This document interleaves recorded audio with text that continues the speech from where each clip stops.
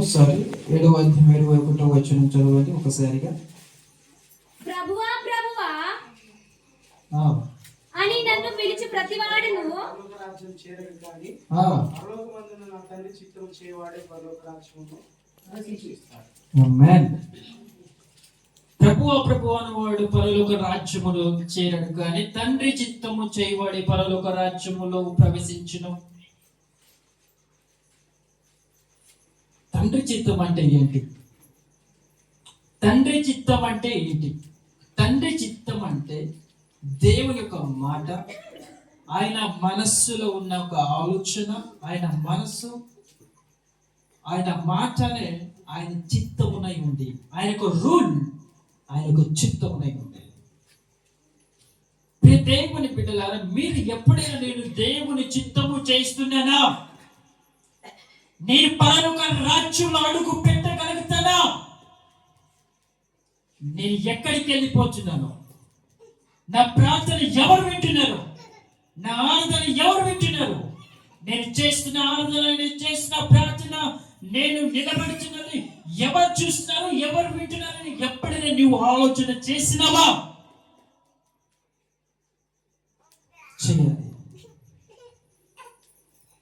చేస్తేనే కదా ఆ ప్రార్థన ఎక్కడికి వెళ్తుందని తెలుస్తుంది. హల్లెలూయా. చూడండి, పాపమును లోపల పెట్టుకొని, శాపము పైన పెట్టుకొని ఆరాధన చేసే వాళ్ళు అనేకులు ఉన్నారు. భయంకరమైన మనస్బాధలు హృదయంలో పెట్టుకొని, తన మనసులో పెట్టుకొని, కపటమైన మనసు కలిగి దేవునికి స్తుతించేవారు అనేకులు ఉన్నారు. అలా ఉన్నవారు, ఇక్కడ ఉన్న వారిలో ఎవరైనా నువ్వు ఎంత ప్రార్థన చేసినా, ఎంత ఆరాధన చేసినా వెంటనే నీ ప్రార్థన, అరే మారు మనసు లేదయ్యా, మారాలని ఆలోచన లేదు, పాపని విడిచిపెట్టాలని ఆలోచన లేదు, పైన శాపాన్ని తొలగించుకోవాలని ఆలోచన లేదు. కానీ ప్రార్థన ప్రార్థన ఆరాధన ఆరాధన వాక్యం వినదు, విని టైం వేస్ట్. ఫస్ట్ గా చేయవలసిన పని ఏంటంటే లోపల ఉన్న పాపని విడిచిపెట్టి, లోపల ఉన్న కపటాన్ని తీసివేసి, నీ చిత్తం మొత్తం యావత్తు కూడా తీసివేసి మోకాళ్ళ మీద కూర్చుని తండ్రి ముందు ఏడవ. హల్లెలూయా. అప్పుడు దేవుడు కార్యం జరిగిస్తాడు. ఆమేన్. హల్లెలూయా. దేవుని బిడ్డలారా, దేవునికి ఒక వ్యక్తి, దేవుడు ఒక ఊరిలో ప్రవేశించి ప్రయాణిస్తున్నాడు. ఒక టైంలో ప్రయాణిస్తున్నప్పుడు సడన్ గా ఒక వ్యక్తి పరిగెత్తుకొని వచ్చి ఆయన అంటున్నాడు, ప్రభువా ప్రభువా ప్రభువా, నేను పరలోకానికి వారసుడు కావాలంటే ఏం చేయాలి అంటే, యేసయ్య అంటున్నాడు, అన్ని ఆజ్ఞల ప్రకారంగా నడుచుకుని ఉన్నావా? నడుచుకుని ఉన్నా తండ్రి. తల్లిదండ్రులను సన్మానింపాలని ఉంది, చేసినావా? చేసిన ప్రభువా. నిన్ను వాళ్ళని పొరుగు వారిని ప్రేమించవా? ప్రేమించిన.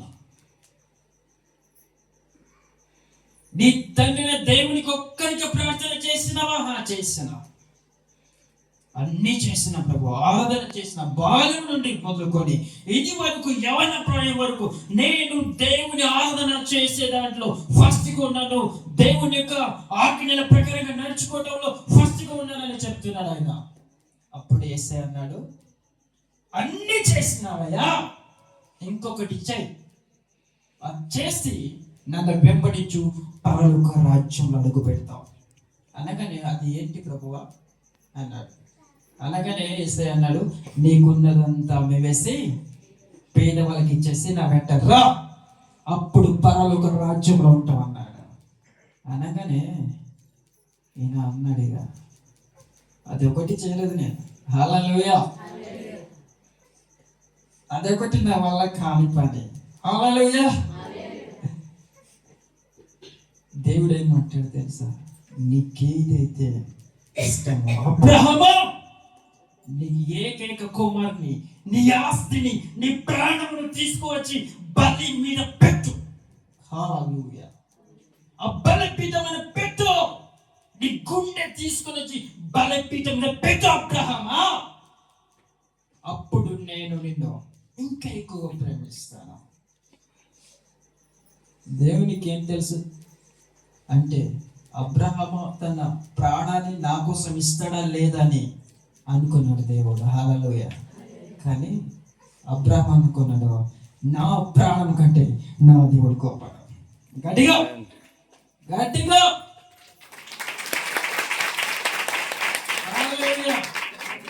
నా ఆస్తి కంటే, నా డబ్బుల కంటే, నా ధనము కంటే, నాకున్న యావత్తు ఆస్తి కంటే, నా ప్రాణము కంటే నా దేవుడు గొప్పవాడయ్యా అని ఎవరైతే అనుకుంటూ ఉంటున్నారో వాళ్ళు మాత్రమే పరలోక రాజ్యంలో అడుగు పెట్టబోతున్నారు.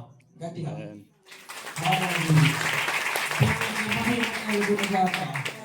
దేవుని బిడ్డలారా, నీ ఆస్తి పరలోక రాజ్యంలోకి తీసుకొని పోదు, నీ అంతస్తులు పరలోక రాజ్యంలో తీసుకొని పోదు. ఇదిగో నీ గౌరవం, నీ మర్యాద, నీ పేరు, నీ ప్రకటనని కూడా పరలోక రాజ్యంలోనికి నిన్ను తీసుకొని పోదు. కానీ నీ రక్షణ మాత్రమే పరలోక రాజ్యంలో తీసుకొని వెళ్ళబోతుంది. హల్లెలూయా. ఇది నమ్మిన బిడ్డల మీరు దేవుని మహిమ చూడబోతున్నారు. ఆమేన్. హల్లెలూయా.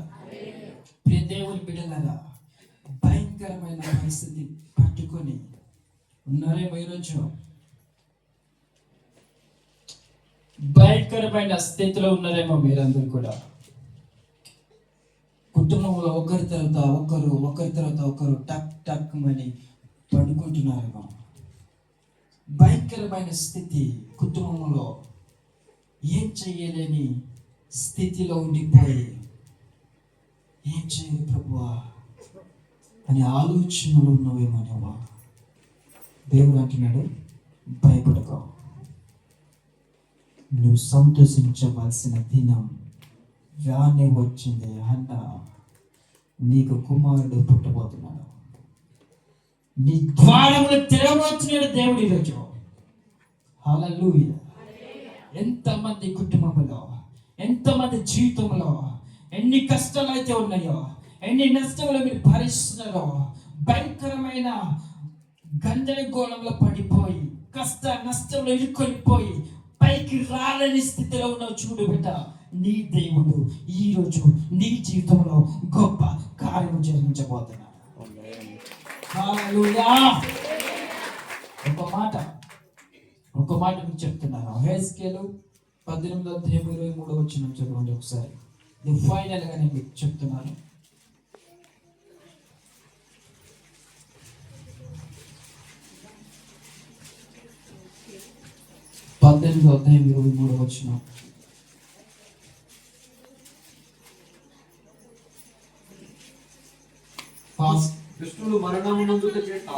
దుష్టులు మరణం నందుట చేత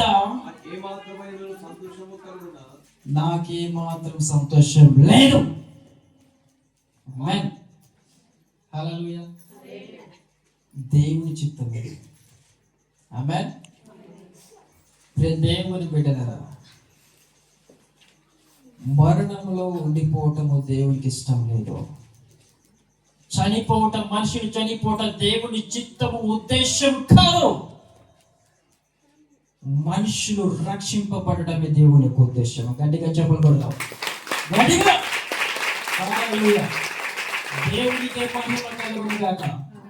ఈ దినము మొదలుకొని మీరందరూ రక్షింపబడాలి. ఆమేన్. ఒకటే, దేవుని చిత్తం ఏంటి, దేవునికి ఉద్దేశం ఏంటి అని ప్రార్థన చేయండి. ఒక వ్యక్తి అక్కడ కింది చదివితే మత్తయి 7:21 కింద చదివితే ఏముంది తెలుసా? ఒక వ్యక్తి వచ్చాడు దేవుని దగ్గరికి వచ్చి, ప్రభువా నేను అద్భుతములు చేశాను, ప్రార్థన చేశాను, ఆరాధన చేశాను, అన్ని చేశానయ్యా అంటే దేవుడు అంటున్నాడు, ఎవరు నువ్వు? ఎవరయ్యా నువ్వు? ఎవరయ్యా నువ్వు నా దగ్గరకు వచ్చి మాట్లాడుతున్నావు? వెళ్ళిపో అంటాడు. హల్లెలూయా. దేవుని చిత్తము తెలుసుకోకుండా స్వాచిత్తము చేయవాడు లోకంలో బయలుదేరిపోయారు. హల్లెలూయా. దేవుని బిడ్డలారా, దేవుని ముందు నువ్వు ఎంత మాత్రము కావు. జీరో. దేవుడు ఉన్నతమైన వాడు, ఆయన మహాశక్తిమంతుడు. ఆయనతో సరితూకలేవు. నువ్వెంత ఉండవు అంతే ఉండాలి. స్వార్థము నీలో చనిపోవాలి. స్వార్థ పూర్తికమైన మనసు చనిపోవాలి. దాన్ని సమాధి చేసాయి. ఎంత మట్టుకు నీలో స్వార్థ పూర్తికమైన మనసు ఉంటుందో దేవుణ్ణి నువ్వు అంగీకరించలేవు. ఆమేన్. ఏమంటారు బ్రదర్? ఓకేనా? హల్లెలూయా. స్వార్థం మనలో ఉంటే దేవుడు మనలో వస్తాడా? రాడు. ఈ లోకంలో నెంబర్ 1 ఇప్పుడు ఇదే నెంబర్ 1 పాపం ఏంటంటే స్వార్థము. స్వార్థముతో పరిగెత్తిన జనములు. కొంచెం మ్యూజిక్ వేయండి. హల్లెలూయా, హల్లెలూయా. స్వార్థపూరితమైన జనములు ఈ లోకంలో. స్వార్థంతో పరిగెత్తిన జనము రోడ్డు మీద కూడా చనిపోతున్నప్పుడు ఫోన్ తీసుకుని వచ్చి వీడియో పెట్టి సోషల్ మీడియాలో అప్లోడ్ చేసేస్తున్నారు. అరే చనిపోతున్నాడు కదా, వచ్చి దాన్ని రక్షించాలి, ఆ గాయాన్ని కట్టాలి కదా అని మనసు ఎవరో లేదో. నేను ఫేమస్ అవుతానా, నా మాటలు వింటారా జనములో, నన్ను చూస్తారా జనములో, నన్నే చూడాలి అని చెప్పుకునే జనములు లోకంలో బేట. ఆ లెక్కలను ఉండకూడదు బేట. నీ దేవుడు నువ్వు మరణించడం చూసి నువ్వు హృదయం మరణించవలసిన వాడు. నీకోసం నేను మరణిస్తాను. నీ పాపముల కోసం, నువ్వు గాయాల కోసం నేను గాయాలు పంచుకోవడానికి సిద్ధకున్నాను అని ఆయన 2000 సంవత్సరం క్రితము నీకోసం మరణించాడు. గుర్తుపెట్టుకో. అరే బకెట్ వాళ్ళు నశించిపోతున్నారు కదా, వీరు నశించిపోతున్నారు కదా, వాళ్ళు చనిపోతున్నారు కదా అని చెప్పుకోవడం కాదు. వాళ్ళ గురించి ప్రార్థన చేయి. ఇది దేవుని చిత్తం. వాళ్ళ గురించి కన్నీళ్ళు పెట్టు. వాళ్ళ గురించి నిలబడు. నీ కోసం కన్నీళ్ళు నిలబడవలసినది. దేవుని కోసం నిలబడు. జనముల కోసం నిలబడు. దేవుని చిత్తము తెలుసుకొని గట్టిగా నిలబడు. అప్పుడు దేవుని రాజ్యంలో నీవు అడుగు పెట్టబోతున్నావు. హల్లెలూయా. ఆమేన్. ఇది దేవునికి కావాలి కదా. ఒక బైక్ మీద సంక్రాంతి రోజు కర్ణాటకలో దారం ఆ పీకని కోసి పడేసి ఒక వ్యక్తికి బైక్ మీద వెళ్తున్నప్పుడు అనేక జనులు ఉన్నారు. రక్తం కారిపోతుంది. ఏ ఒక్క వ్యక్తి తనను ఇలా పట్టుకుంటున్నాడు, ఒకే ఒక వ్యక్తి పట్టుకుంటున్నాడు. అందరూ వీడియో తీస్తున్నాము, అప్లోడ్ స్టేటస్ లో, ఇన్స్టాగ్రామ్ లో, యూట్యూబ్ లో, ఫేస్బుక్ లో. ఇది కాదయ్యా దేవుడు కోరుకున్నది.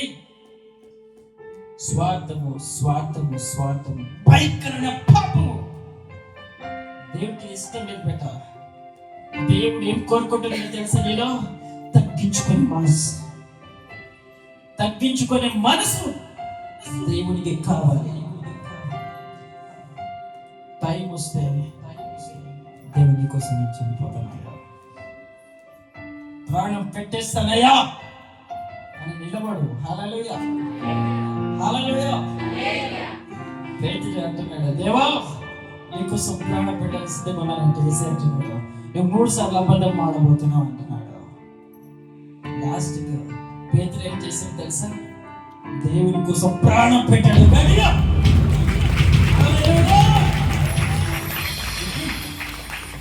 ఒకరోజు తప్పు చేసేదేమో కానీ రెండో రోజు అదే తప్పు చేయలేడు. యేసయ్య ఎవరంటే నా రక్షకుడు, యేసయ్య ఎవరంటే నా దేవుడు అని ఒప్పుకొని నిలబడితే సిలువకు వేసి చంపేశారు పేతురుకో. ఈరోజు మీరు ఇక్కడ కూర్చోనంటే ఆయన చెప్పిన వాక్యం వినడానికి అన్నారు. నీ దేవుడు స్వార్థము కలిగిన మనస్సు కాదని దేవుడికి. నీ దేవుడు నమ్మదగిన వాడు, నేను ప్రేమించేవాడు అని అంటాడు. నేను ఈ లోక సంబంధమైన వాడిని కాదు అన్నా, నేను ఈ లోక సంబంధమైన కాదు, నేను పరలోక సంబంధం. ఆమేన్. హల్లెలూయా, హల్లెలూయా. కనుక నువ్వు కూడా ఏం చేయాలి? పరలోక సంబంధి. ఆమేన్. దేవునికి మహిమ కలుగును గాక. ఈ రోజు నుండి మనమందరం కూడా చాలా థ్యాంక్ యూ. హల్లెలూయా. దేవునికి మహిమ కలుగును గాక. మిమ్మల్ని మీ టీమును దేవుడు బహుగా ఆశీర్వదించును గాక. అడవి ప్రాంతంలో మా సేవ ఒంటరిగా నిలబడిన 19 సంవత్సరం నాకు అప్పుడు ఒక్కడే. అప్పుడు మా ఊరు యవనస్తులు మాతో నిలబడి ఉన్నారు. 20 మందితో స్టార్ట్ అయిపోయి కొన్ని వేల మంది ఇప్పుడు అక్కడ మీటింగ్లో అటెండ్ అవుతున్నారు. హల్లెలూయా. చిన్న వయసే మాది, చూడడానికి ఇలాగే ఉన్నాం.